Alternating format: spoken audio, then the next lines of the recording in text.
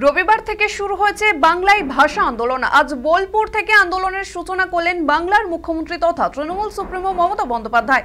আর তার আগেই ফের একবার সরব মুখ্যমন্ত্রী দিল্লি পুলিশের বিরুদ্ধে তুললেন বাঙালিদের উপর অত্যাচারের অভিযোগ। রবিবার নিজের এক্স হ্যান্ডেলে পোস্ট করলেন একটি ভিডিও। মুখ্যমন্ত্রীর পোস্ট করা ভিডিওতে দেখা গেল একটি ছোট্ট শিশুর ভিডিও করেছেন তার বাবা। সেই ভিডিওয় তিনি বলছেন, পুলিশ আমার ছেলের কপাল ফাটিয়ে দিয়েছে, আমার বউকেও খুব মেরেছে। সেই ভিডিওর নিচের দিকে ডান দিক বরাবর দেওয়া রয়েছে তারিখ, সময় ও ঠিকানা, যার মাধ্যমে বোঝা গিয়েছে ভিডিওটি নয়াদিল্লির গীতা কলোনির। এরপরেই মুখ্যমন্ত্রী লিখেছেন, সাংঘাতিক ভয়াবহ।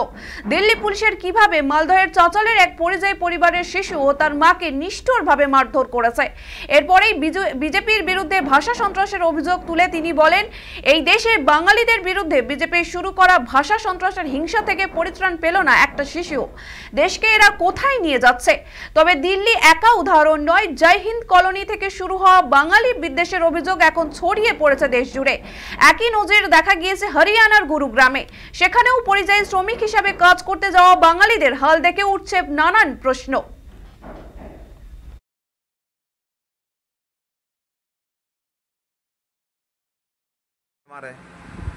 পুলিশ বেলায় সব কিছু ফেলে দিয়েছে আমাদের, না কোনো কাপড়া আছে না কিছু আছে বাচ্চাদের।